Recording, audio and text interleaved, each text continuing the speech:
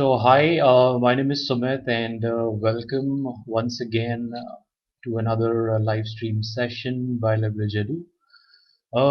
In my previous sessions, I've already briefed you guys about the application process, the standardized tests that are required for admissions to US universities, some popular undergraduate and graduate courses available in the US universities. Uh, the entire application process, starting from shortlisting of universities to chasing offers, uh, and to file your like arrange your financials and file your visas. Uh, Also, we have spoken about what are the requirements to get into an undergraduate and a graduate program in the US universities. What are some factors that you should consider while selecting a course or a particular university in the US? So today we'll cover a very important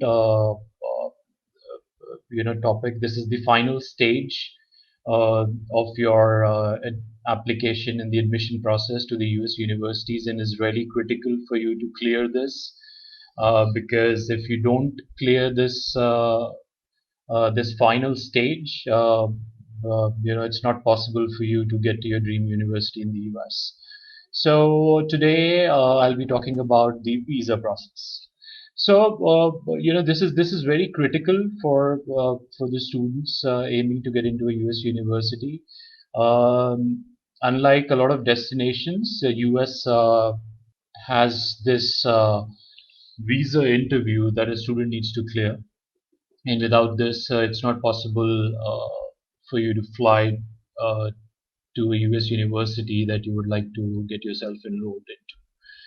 No matter how good your profile is, no matter how strong your financials are, no matter you've got an admit from a top ranked university, if you don't clear the visa interview, if you don't get through the visa interview, you won't be able to fly to the US. Okay. So today I'll be talking about the entire process. I'll just brief you a little about the entire process. What are the essential documents that you need to carry when you're going for a visa interview? Some frequently asked questions by the visa officer, and how to answer them. What should be the structure of your answers?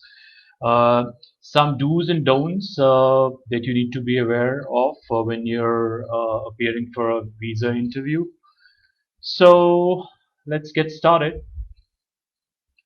So once you get your admit from your dream university, you need to start preparing your finances.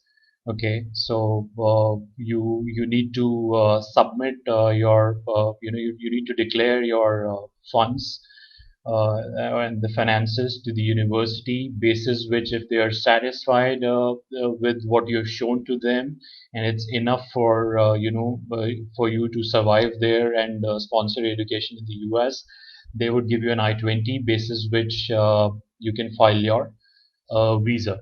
So without an I-20, you cannot file your visa. So it's a very important document and the most essential document for you to file a US visa. Okay. So a lot of students have this question that what should be our finances that we need to show, and in what forms it can be shown. So for example, you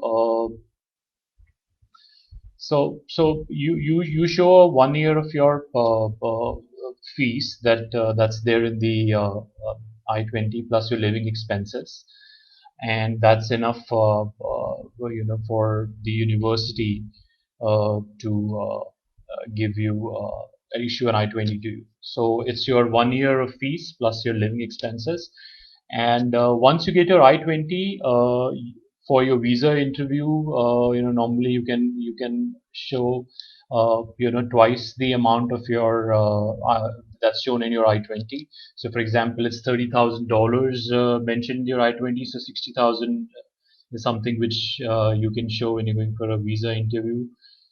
Make sure you carry all the financial documents. Yeah. Uh, so and your finances can be shown. You can have a saving in your bank. You can have money in your bank. You can show it in a form of savings. It can be bonds. It can be mutual funds.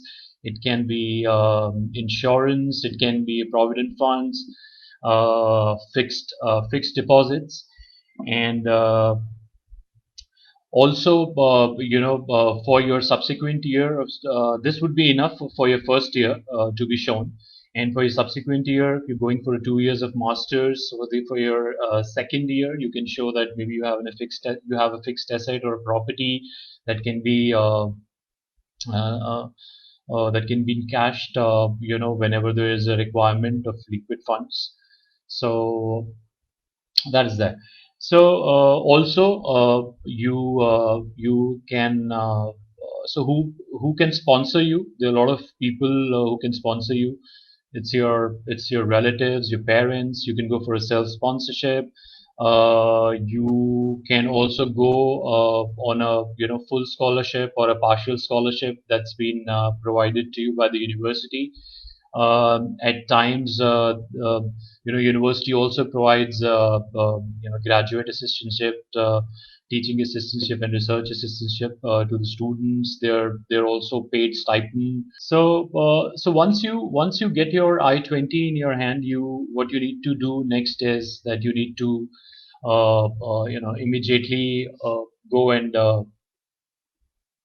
fill up an application form online, and it's a DS 160 form that needs to be filled. You also need to pay an application fee, which is non-refundable. Then you need to, you also need to pay your service fees, and you need to book a slot for your visa interview, and then you finally, go ahead with your visa interview. You book a slot, and there is a date booked, and you need to be present the visa consulate office on that particular date and time. Okay. And so that's a brief about the visa process. And So now we'll talk about some essential documents that you need to carry when you're going for your visa interview. So all your education documents, your degrees, your mark sheets, your GRE score, your GMAT scorecard, your IELTS or a TOEFL scorecard, all your financial documents, whether it is your bank statements, income tax returns, fixed deposit slips, the statement of the proof of funds issued by a chartered accountant. So these are some documents that you need to carry when you're going along with you when you're going for a visa interview.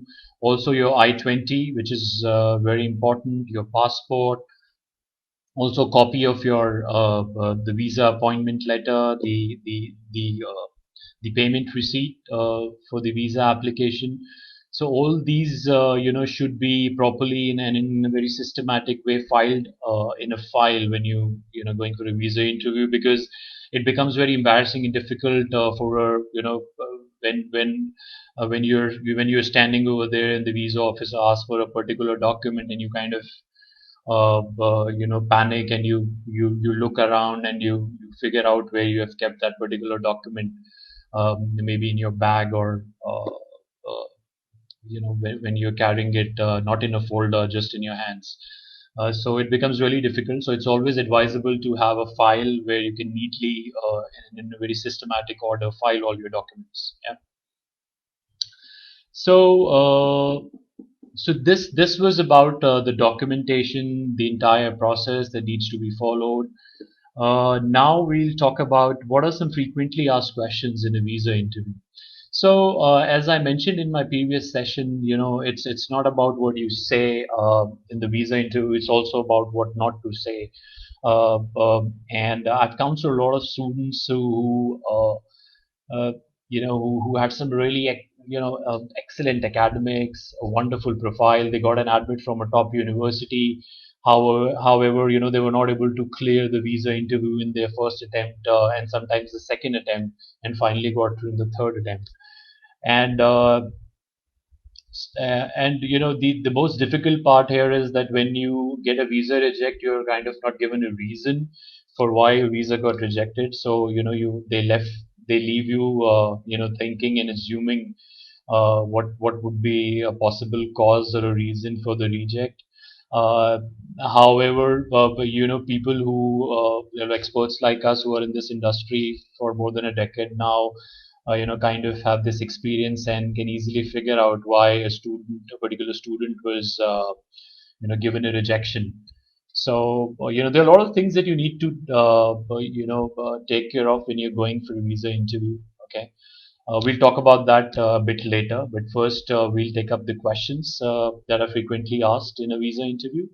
So the first one is you need to have a clarity about why you have selected US as a study destination. Yeah, so you need to have a clarity around this because for example, this is a very common and frequently asked question. So for example, you're going for a management degree, for example, a master's in management or an MBA, or for that matter some other degree that's easily available and taught in Indian institutions as well. So you will be asked that if the particular course is being taught in Indian institutions and it's available in your country, why is that you have selected US as a study destination? uh, Wherein you can talk about the quality of the education over there, the diverse culture that is prevalent in the campus. Yeah, you can talk about the faculties, that they emphasize and give importance to practical learning, and you can talk about some top ranked universities that are there in the US, or maybe a particular university that you're going for. What you like about that, if there are things that you if you can talk about the quality of faculty, you can talk about the excellent infrastructure that the university has to provide, you can talk about the campus, so you can talk about the city.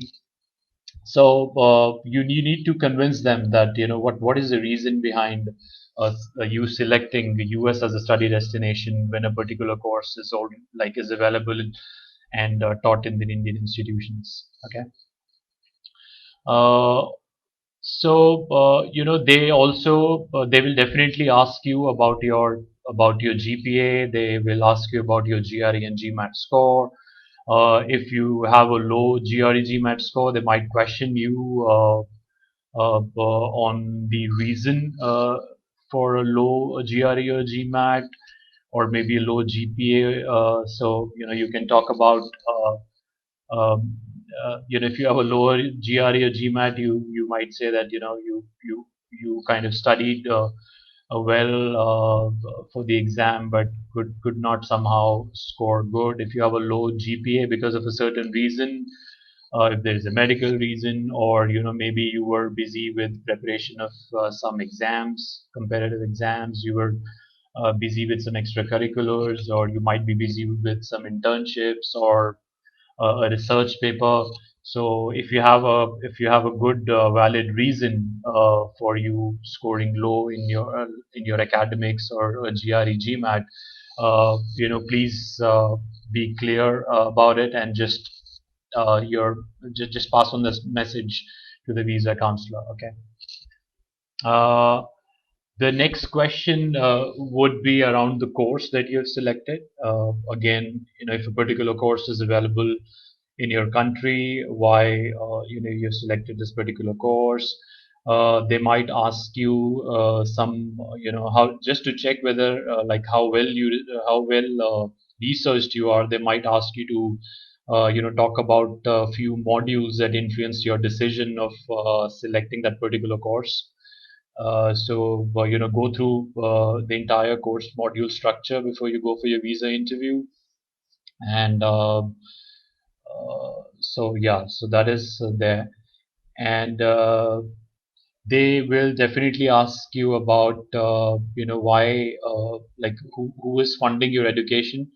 So you should have an answer to that, and not just a generic one that my parents are sponsoring my education or it's self-funded. You should also you should know the breakup of how much amount you're showing in form of an education loan, or you have gained a scholarship from the university, or is it a fixed deposit, or is the money that you have as savings in your bank? So you should know the breakup when you're talking about the financials. So that is one thing. And so students who are going for an education loan, they might be asked about, how would you like, for example, you've taken an education loan. How do you plan to repay the loan?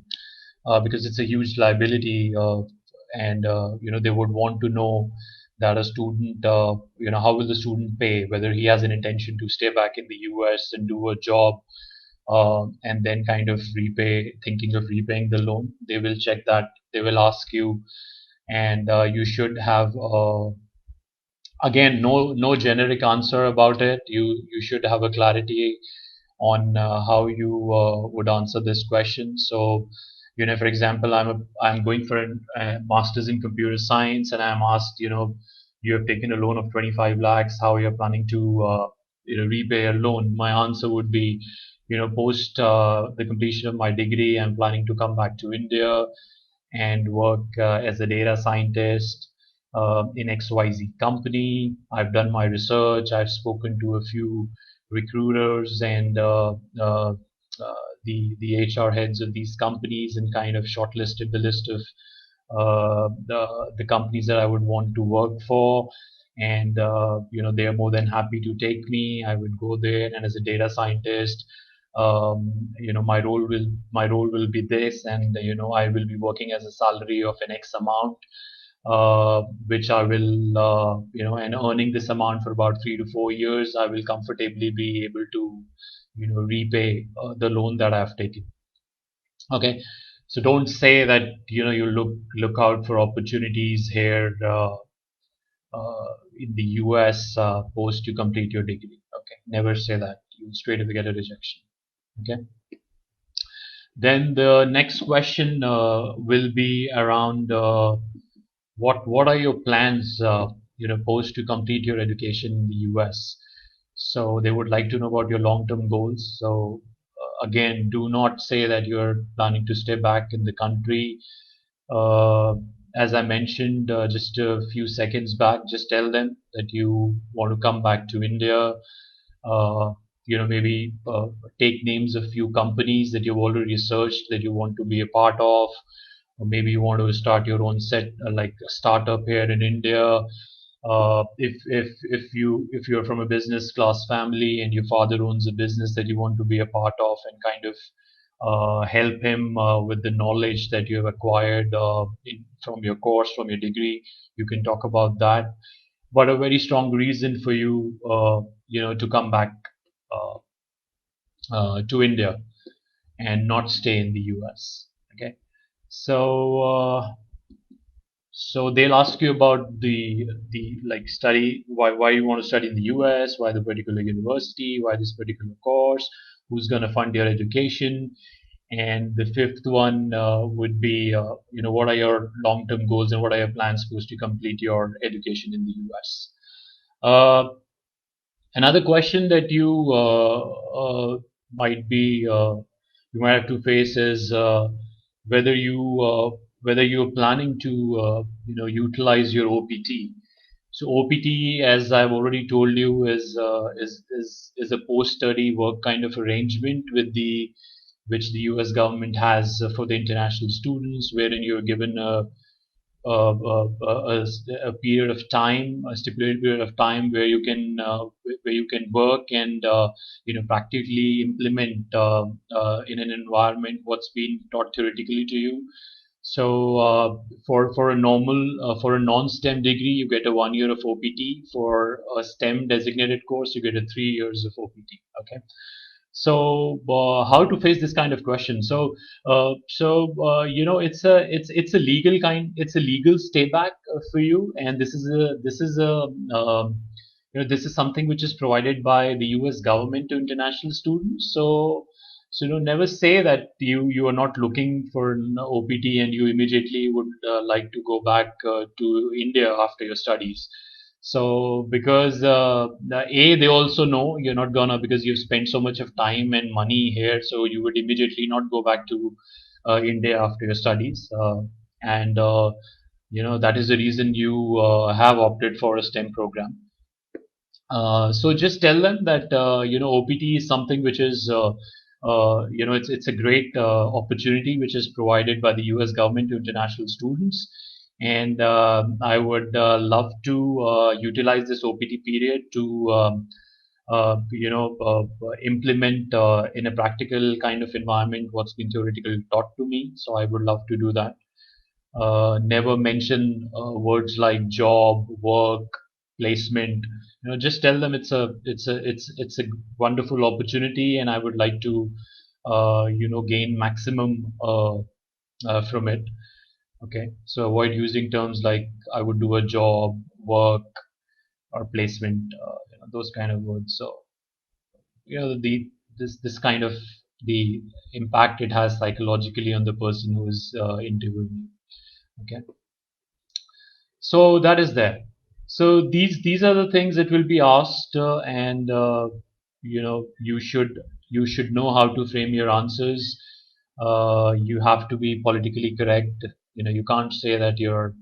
So I remember from the mock interviews that I've taken, there was this. There was this one student who was going for a computer science program, and I asked, "What are your plans post completion of your degree?" And she was like, I would like to work for companies like Microsoft, IBM, Johnson and Johnson, KPMG, and Deloitte, all these consulting companies and all. And I told them that and then she said, I would like to come back to India. And my next question to her was, these are companies who have their uh, you know, uh, their head offices there in the US. You also kind of, there is no comparison when you come back to India. You'll be earning in Indian rupees. However, when you're staying back there, if you get a lucrative offer where you're being offered US dollars, won't you, give a second thought? And she was kind of convinced, and she said, I'll think about it. So I told her that, no matter how much, the visa officer is trying to convince you and give you reasons to stay back in the US, you will never kind of agree that you're going to stay back in the US. Okay. So just keep that in mind. Yeah. What else? So these were some frequently asked questions in the visa interview. And now some do's and don'ts. These are some things that you need to be aware of and take care of when you're going for a visa interview. So, be always have a smile on your face. Just greet uh, visa officer when you go there. Always be confident. You should not be looking nervous, and have a good body posture, not slouching, and just be maintain a good confident posture, and then always be on time. Please don't be late. Dress up nicely, preferably formals, well groomed, and also, one advice that so all your documents should be properly filed. Make sure they're not torn, and all the documents that you have are clearly like everything that's printed on these documents is clearly visible. Uh, Also, if you so whatever you're trying to communicate, there should be clarity around it. Be clear in what message you want to pass on to the visa officer. Don't try to just because it's an interview for a US visa, there is no need to put on a fake accent. And if you're not able to understand what the visa officer is saying, there is no harm in asking him to repeat what he just said, rather than assuming what he said and kind of give a wrong answer, and then face the repercussions for that. Okay. So Also, this is what I tell to all the students go for their visa interview during the mocks is that you just focus on yourself. There will be a lot of action happening around you. So there will be people who would be happy because they've got a visa. There will be others who might be crying or must be really angry and arguing with the visa officer. Just ignore everything. You just focus on yourself and your interview. Don't get impacted by what's happening around you. Okay. And whatever is the decision, if you don't get a visa, please do not get into any argument with the officer, because you will not be able to change once they've made up their mind. Yeah, so there's no point arguing or fighting. You might land up in trouble. They might document something which might be which might hold against you when when you're coming for a second attempt or a third attempt. So if your visa has got rejected, just accept it and come back. Maybe try for the second time or a third time. Don't get into an argument with the visa officer. Yeah, a humble and sincere request. Okay. So that's about it. So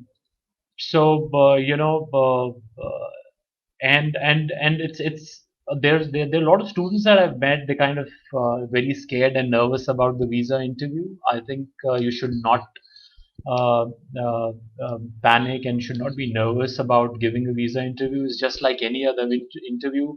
You will be you will definitely get a visa approved if all the five questions that I've told you, if you have right answers to them, if you're able to convince the visa officer about why you have chosen US as a destination, why you've chosen a particular university and a particular course, you have strong financials to support your education there, and your long-term intentions are not to stay back in the US but to come back to India.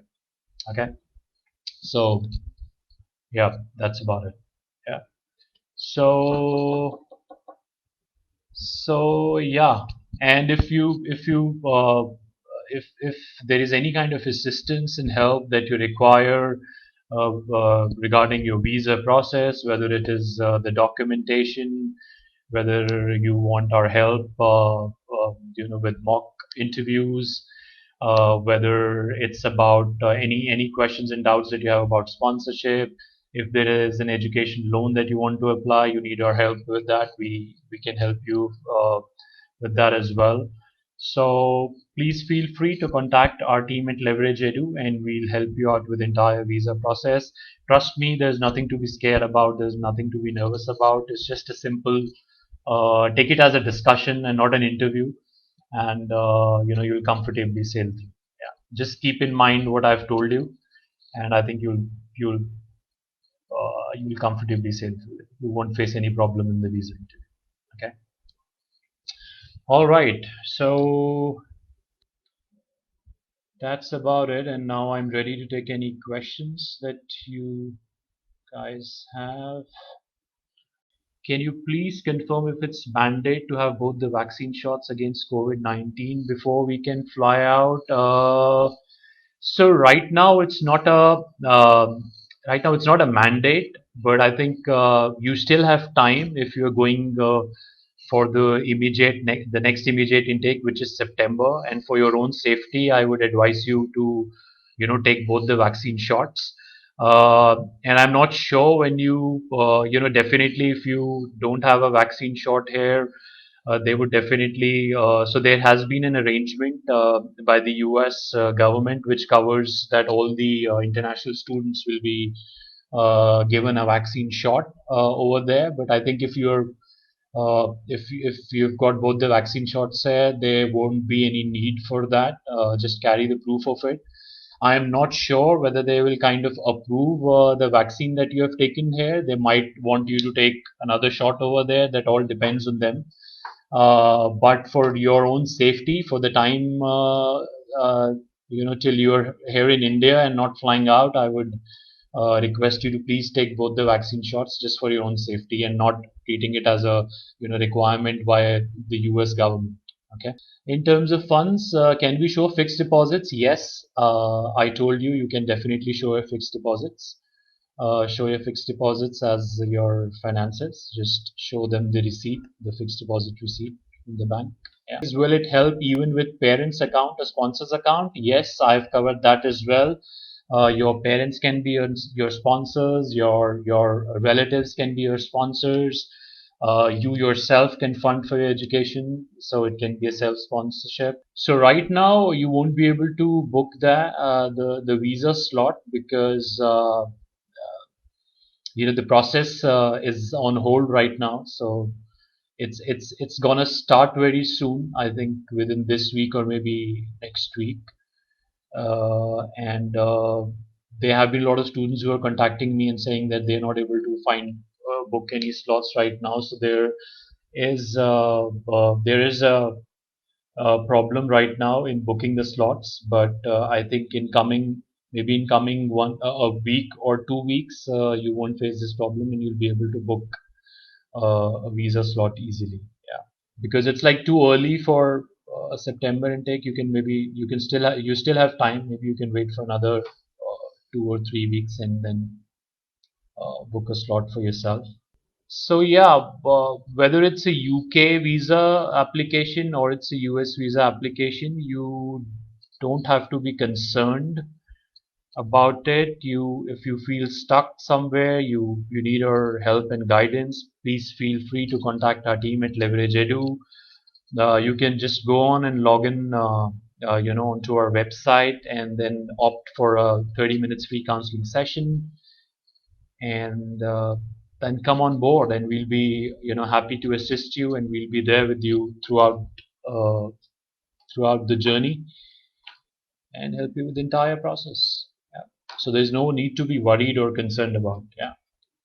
So we are having some other sessions also following this session in the coming days. So please do not forget to tune in and this, because we'll be sharing some really important updates regarding the admission process to various universities and various study destinations. So just be with us, and if you require any help, if you have any questions, we'll be more than happy to assist you with the same. Okay. All right. So stay safe and tune in for our next live stream session by Leverage Edu. Thank you so much.